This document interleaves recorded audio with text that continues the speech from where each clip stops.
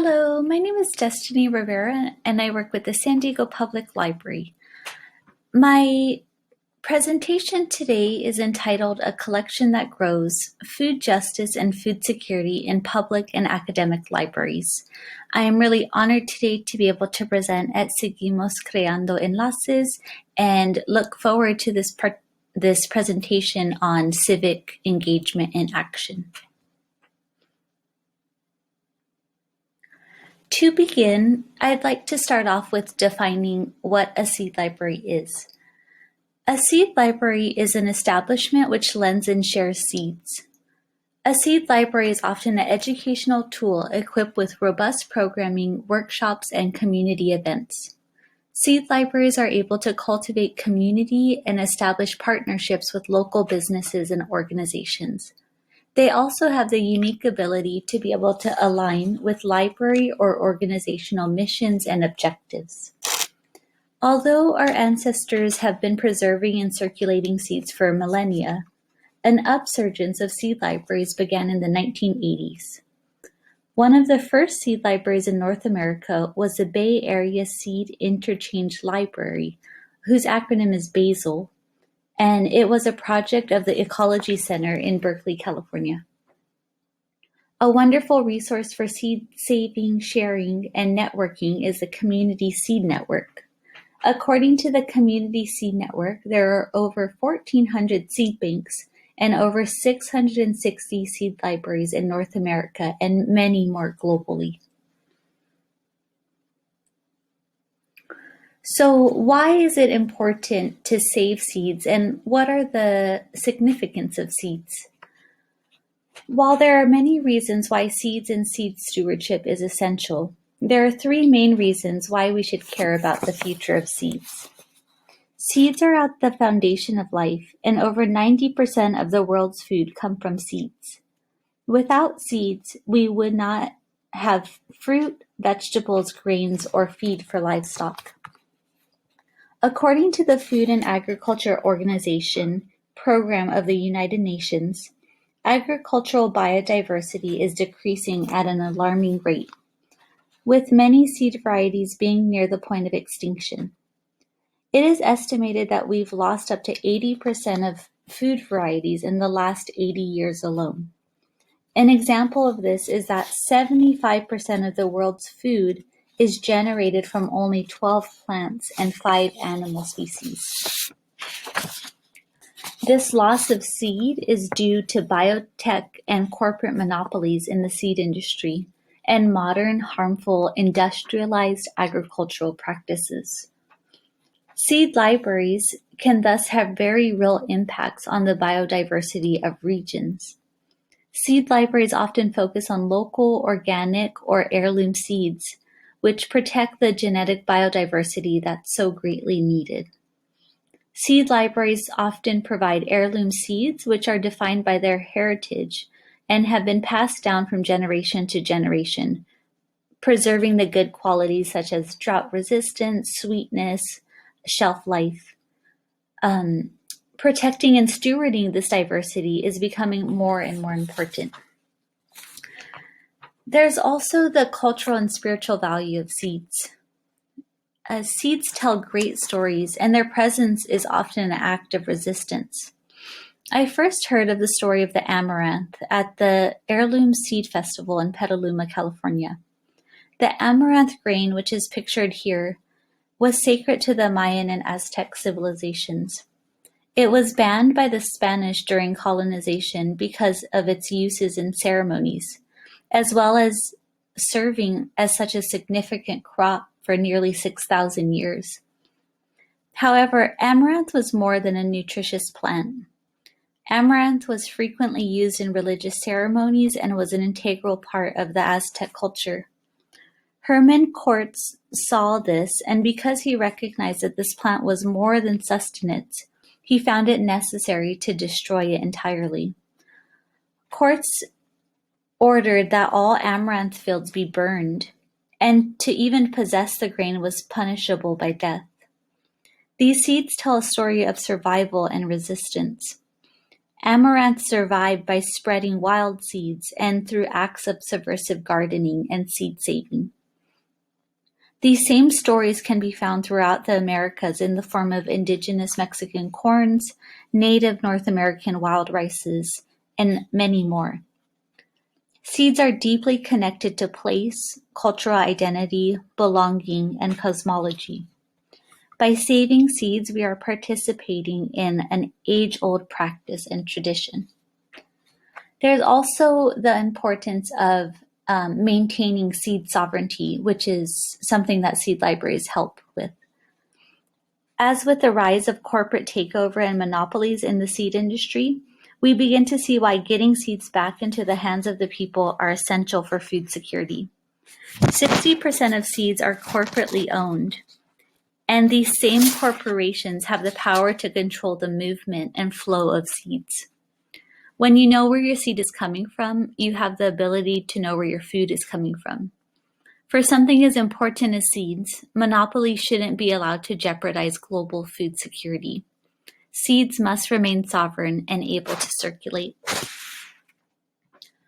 This community seed network, which I mentioned before, kind of outlines and pictures the many seed libraries that are found throughout the globe, primarily central in North America, but we're seeing increasing rise of seed libraries throughout.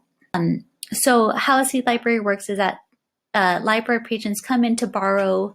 In this picture, we see a tomato plant. So they'll come in to borrow a tomato package. They'll go home and plant this, or at a community garden, they can plant these tomato seeds with the intention of saving the seeds from that plant.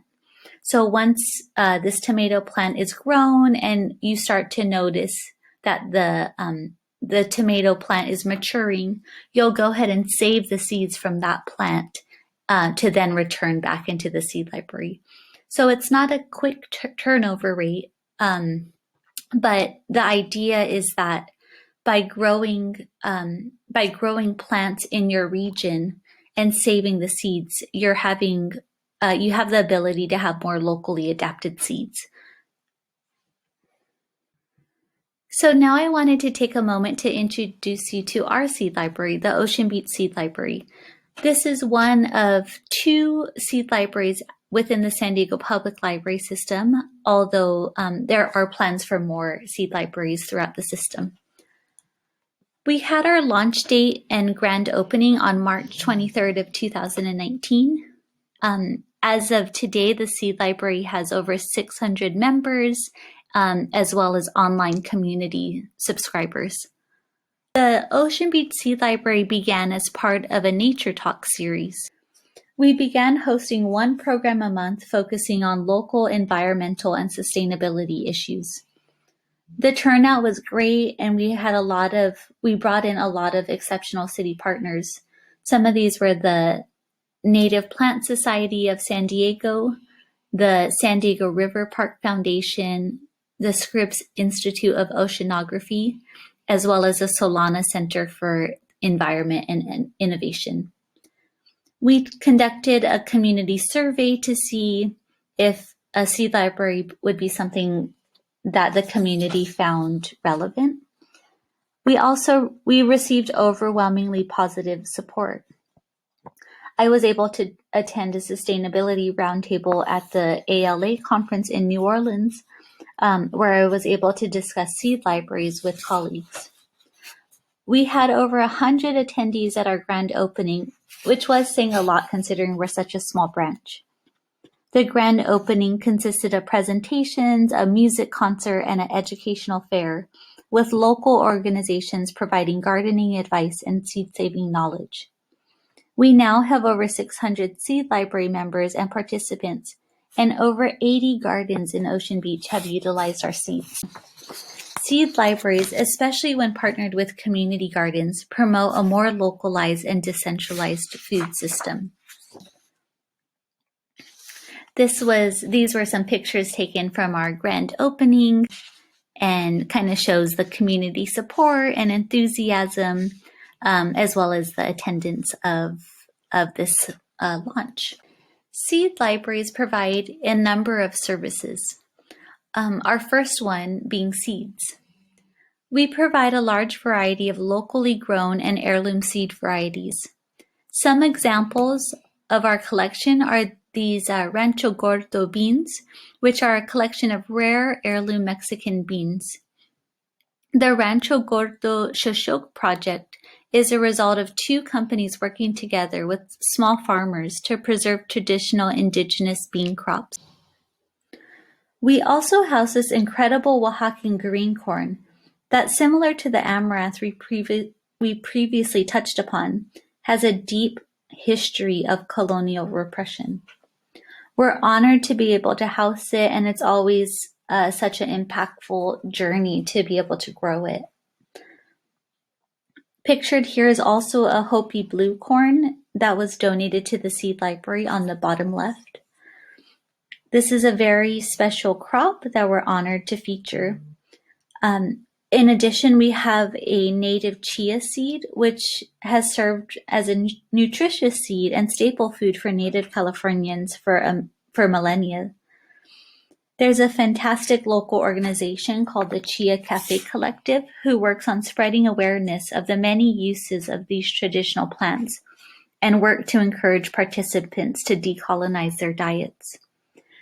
The Chia Cafe Collective makes native chia energy bars, hummingbird sage tea, and nopales tortillas, all which I've tried and are fantastic.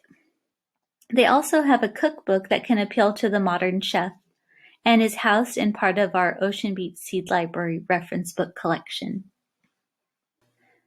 Another service that seed libraries provide are programs and events. We've hosted monthly programs and services, and this is an example of an off-site library program that we conducted in a local community garden. This was part of a 3-part series on beginning vegetable gardening and seed starting. We've also hosted book talks and workshops on the subject of urban gardening. There's this book here, Kumeyaay Ethnobotany, Shared History of the Californias by Michael Wilkin Robertson. We are really honored to be able to host Wilkin Robertson in this very informative lecture, and we were able to do book sales, which the proceeds would go back into Indigenous communities. This is a few pictures of a composting workshop that we were able to host, as well as the outdoor seed starting class. We are also able to gain some support from our volunteer network. So this is our volunteer Davey, who is helping us package and sort some seeds. Another service that seed libraries can provide are the creation of booklists and research guides. This is an example of our Kumeyaay Ethnobotany and Decolonized Diet book list. We were able to create this and share SDPL resources and then link this to our online social media seed library groups. We also have a fantastic subject guide on Indigenous foodways, which is fantastic.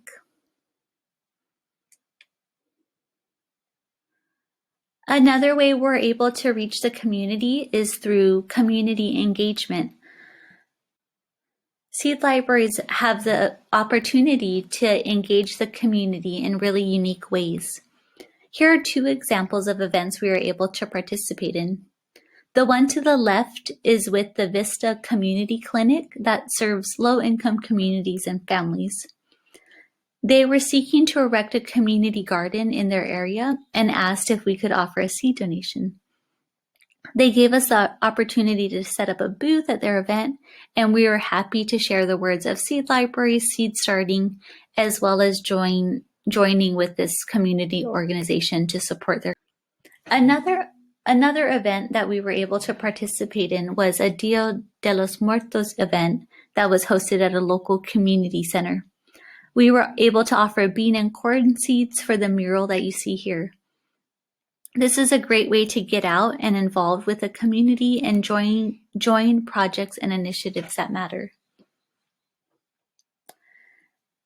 We're all also able to reach the community through community outreach.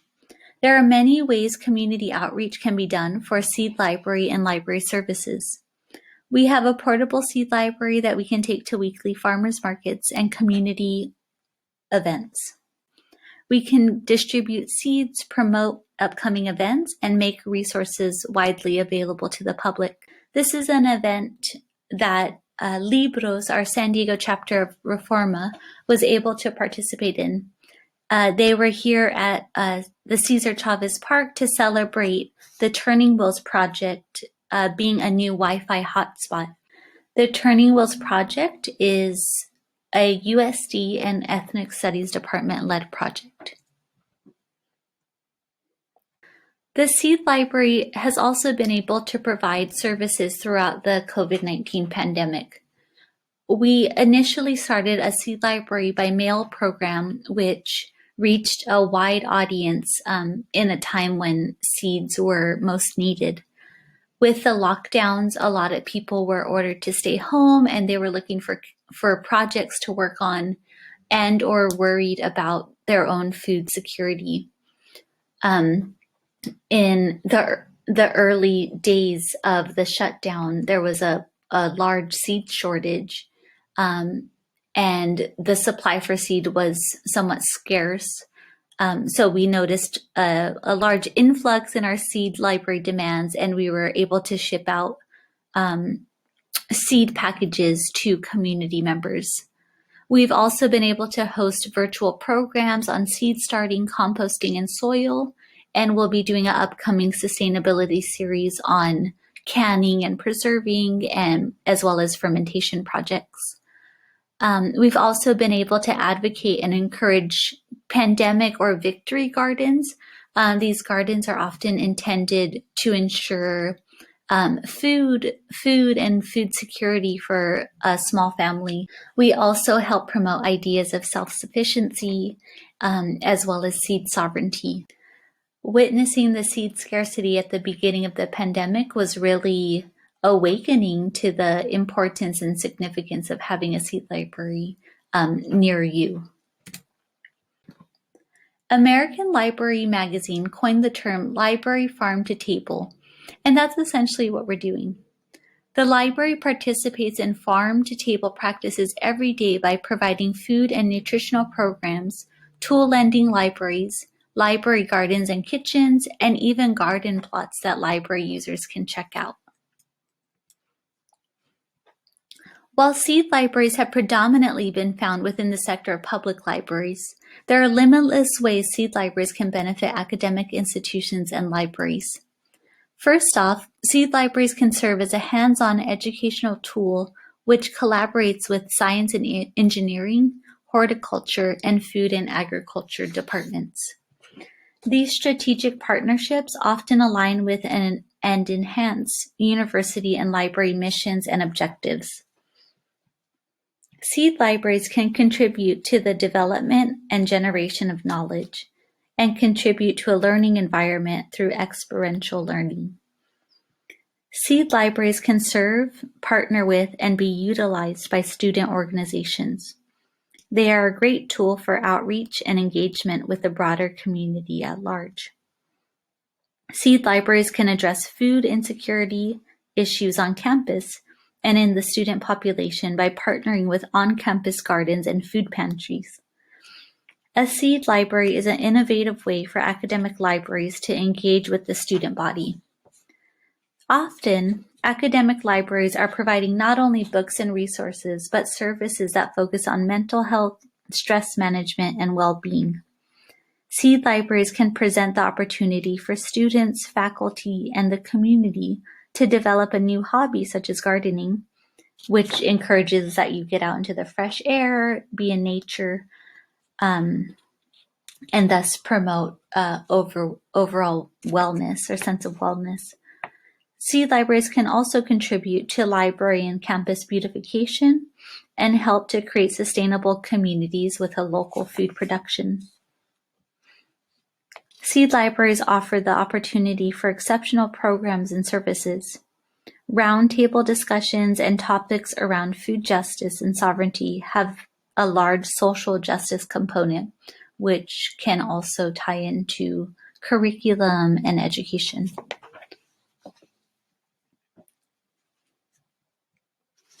So here are a few examples of. So we've had a bit of an overview on where seed libraries can be placed, where we can find seed libraries, some of the services that they can provide, and how they can be potentially impactful in your community. I'd like to end with a few questions to pose to yourself or library organization. Some of these questions are, what are the seed stories in your area? Is there any seeds that you've personally heard of, or do you know any seed savers that are eager and passionate about sharing these stories? What are culturally significant foods to you and your community? This is a great way to start to know the food demographics of your area, as well as the cultural connections to food and livelihood. And what are the food demographics like on your community or campus? These are often good questions and good food for thought on determining the reach of your seed library. So some great recommended readings are Gather Around the Table, Food Literacy Programs, Resources, and Ideas for Libraries. There's also a Libraries and Gardens Growing Together, which is an ALA publication and has been really helpful in the establishment of the Ocean Beach Seed Library. And Breaking New Ground, The Case for Seed Libraries in the Academic Library by Dana Ingalls. So now we can open it up for questions. I hope that was helpful and a bit informative for you. And please reach out to me, Destiny Rivera at drivera@sandiego.gov if you have any questions.